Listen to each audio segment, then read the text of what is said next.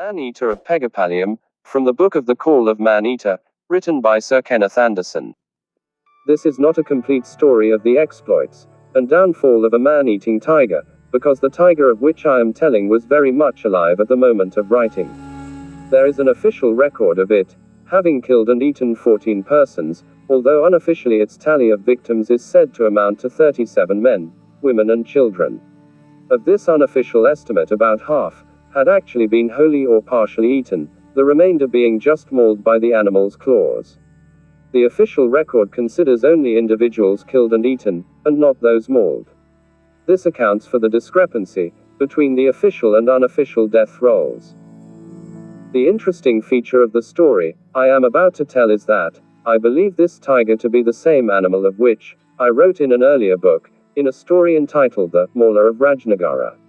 When writing that account, a tiger had taken up his abode at the foot of the Dimbam escarpment, in the district of North Coimbatore, in the scrub jungle bordering the foot of the hilly plateau, and about midway between Dimbam to the north, at the top of the steep guard road up the hill, and the town of Satyamangalam, on the arid plains at the foot, to the south. The nearest village to the scrub jungles, at the foot of the hills, bears the name of Rajnagara, and since the tiger began his exploits against the human race, by persecuting the herdsmen from this village, who led their cattle to pasture in these scrub jungles, he became well known as the Tiger of Rajnagara. Moreover, he earned a particular reputation because of a peculiarity in his mode of attack, or at least, it was so at the time I wrote that story. The peculiarity lay in the fact that he would rush out of cover and severely maul a herdsman by scratching him with his claws, and then invariably carry off his own selection from the herd of cattle, which would be milling around during the attack on the herdsman. At that time, there was no authentic case of his having bitten any of the human beings he had attacked.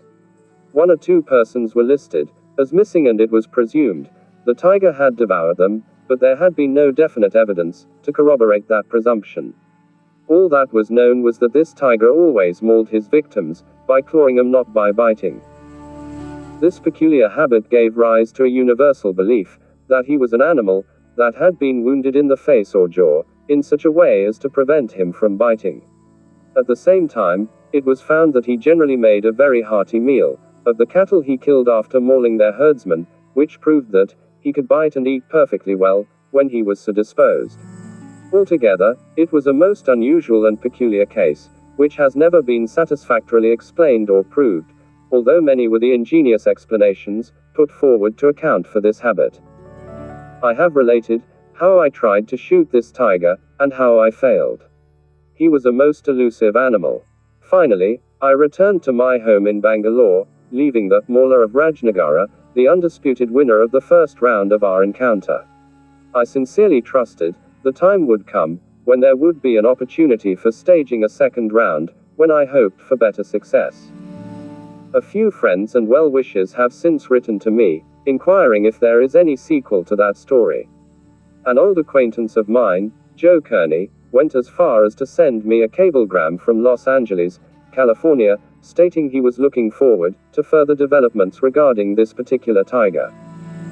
Alas, I could not satisfy the curiosity of any of them, for the Mauler of Rajnagara stopped his mauling and simply faded out shortly after my visit. We all hoped that he had become a reformed character and had perhaps turned over a new leaf with the new year. Or maybe he had just gone away to some distant jungle, or even died a natural death. Time passed, and the herdsmen of Rajnagara resumed their accustomed cattle grazing in the scrub jungle that surrounded their farmsteads, and came home in the evenings, tired but unmauled. And then, one evening about 9 months later, the sun began to set behind the Bilagirirangan range of mountains some 50 miles north of Rajnagara, as the crow flies. Its oblique rays cast elongated shadows to the eastern side of the few huts that comprised the little hamlet of Pegepalyam, set in a clearing of the jungle, with the mountain range to its west, and the road from Dimbam to Kollegal flanking it to the east, barely 2 miles away. It was the time that the cows come home, and within a few furlongs of the village the local herd was wending its way along the forest tracks that led to Pegepalyam. 2 herdsmen, a man and a boy, were bringing up their rear. Ravines, densely wooded, intersected the country. In the rainy season, they were rushing torrents of water draining away eastwards, after cascading down the mountain range to the west. But on that balmy evening, they were bone dry, and the twitter of bulbuls, and the rustle of several groups of seven-sister birds, lent an air of peace and tranquility to the scene. The cattle crossed one of these dips in the terrain, the adult herdsman was halfway across, and the boy was on the further bank, as it sloped down to the bed of the ravine. A clump of young bamboos, surrounded by nodding grass stems, barred his way, and the tracks made by the cattle herd just ahead passed around it, the dust raised by the many hooves as yet unsettled. The boy followed, engrossed in his own thoughts. The adult herdsman ahead thought he heard a hollow sound, followed by a sort of gasp, and turned around to find the cause. There was nothing to be seen. The track behind him led the way to the bamboo clump. Nothing and no one was on it. The herdsman resumed his course, in the wake of the herd. No doubt, the boy would come along. Finally, they neared Pegepalyam. The herdsman looked back once more. Again, there was no sign of the boy. He called him by name, Venkat, Venkat, he called, but there was no answer. The herdsman hesitated a while and called again, but still there was no response. Meanwhile the cattle were forging ahead towards the village, and as he did not want to leave them alone, he followed them into the village. Then only did it become evident that the herd's boy had not turned up. No serious notice was taken, as there might have been 100 reasons for the boy's delay. But, after an hour or so had passed and the boy had not appeared, the herdsman recollected that he had missed him after the track had circumvented the clump of bamboos. He also remembered the hollow gasping sound he had heard and came to the conclusion that something had happened to the boy. Perhaps he had been bitten by a snake. The thought of a man-eating tiger or panther never entered the herdsman's mind, as such a menace had never yet been heard of in the tranquil vicinity of Pegepalyam. So, he turned back and hastened to the bamboo clump. He circumvented the bend in the track, and there, clearly and boldly, superimposed over the hoof marks of the herd of cattle and his own footprints, were the pug marks of a tiger, the signs of a brief struggle, and a drag mark where the killer had hauled away his victim. And thus, the man-eater of Pegepalyam came to public knowledge. Time passed, and desultory human kills were reported from scattered places, southwestwards, as far as Talvadi and Talimalai, perhaps 30 miles away, eastwards at the base of Ponakimalai Hill, and another on the banks of the Corvary River at Alambadi, over 40 miles distant, and one more in a northerly direction, barely 6 miles from the big town of Kollegal. That one was the latest, being that of a 15-year-old boy, who was boldly attacked and dragged off the field, where he was working at about 10:30 a.m., in blazing sunlight.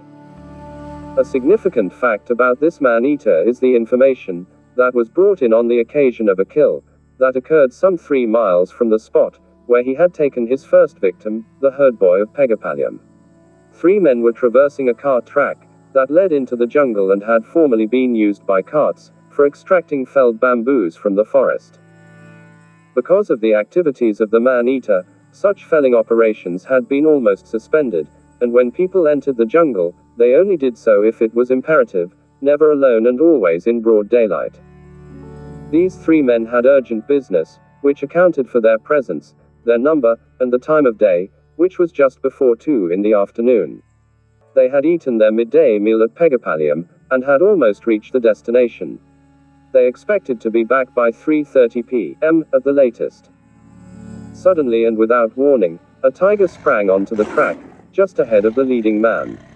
The party came to a halt, transfixed with terror. Then the tiger attacked the leading man, standing up on his hind legs and clawing his face. His companions made for the nearest tree, which was fortunately close by, and scrambled up it. Meanwhile, with commendable presence of mind and great courage, the man who had been attacked swung blindly at the tiger's head with the knife that all Sholagas carry for lopping wood, or clearing a path through the undergrowth. The blow caught the animal on the side of its head and glanced off. The tiger roared with pain at this unexpected retaliation, and the natural cowardice with which all man-eaters appear to be imbued caused it to leave its victim and spring back into cover. Meanwhile, The other two men had succeeded in scrambling to the topmost branches of the nearby tree, whence they looked down in terror on the scene below them. Blood poured from the face and chest of their companion, welling from the deep wounds that had been inflicted by the tiger's claws. He was sitting dazedly on the ground, numbed with shock. The men in the tree called to him, "Brother, come and climb this tree quickly. It is unsafe to remain on the ground. The man-eater may return." The wounded man heard them, clambered to his feet, and taking the turban from his head, began to mop up the blood that poured from the many scratches he had received. Again, the men on the tree called to him, and he turned to walk towards its base, with the intention of climbing. But fate had decreed that his days on this earth had run out. The man-eater's momentary cowardice had been supplanted by rage, probably caused by pain from the wound, where the brave man's knife had cut through the skin, on the side of his head. With a rush, it was upon him, and this time a mighty blow of his foreleg, across the back of the man's head, broke the neck. Hardly had his body fallen to the ground, than the tiger picked him up in his jaws and walked into the jungle, in full view of the two men in the tree. I visited Kollegal and Pegepalyam soon after this incident, and spoke to both these men. Their accounts were unusually consistent with each other's, and clear in detail.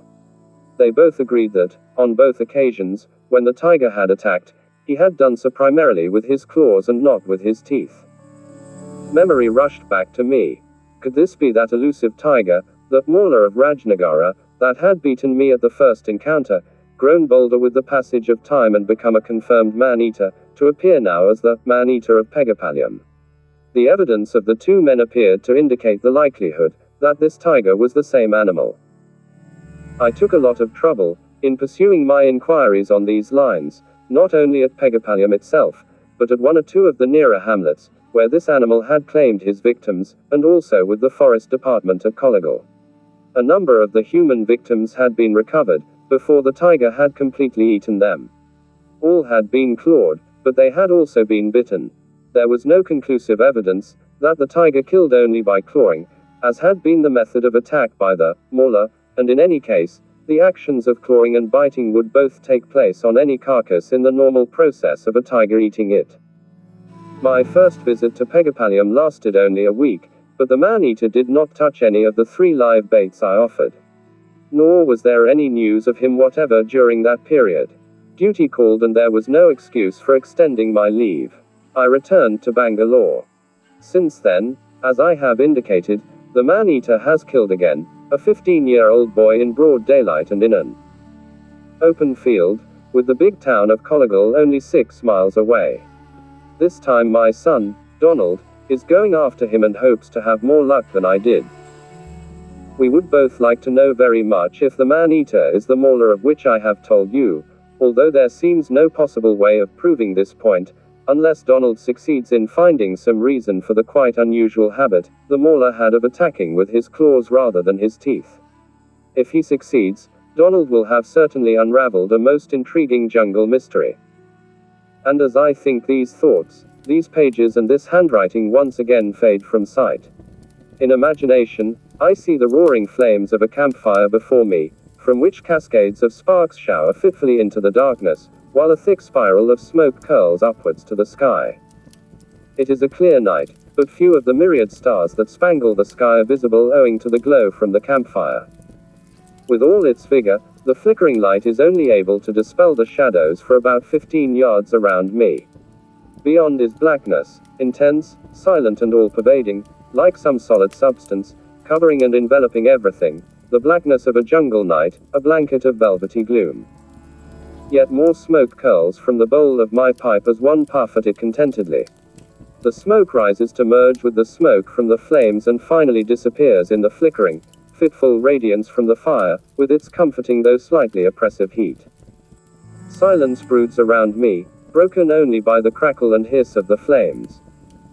Then I hear it, over the hills and far away, but drawing nearer and nearer.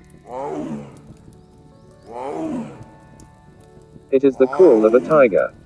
I have heard it so often before, and the more I hear it, the more I thrill to that awful yet wonderfully melodious sound.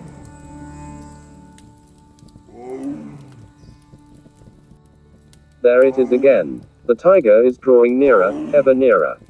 And in my imagination I like to think this will be the man-eater of Pegepalyam. The end.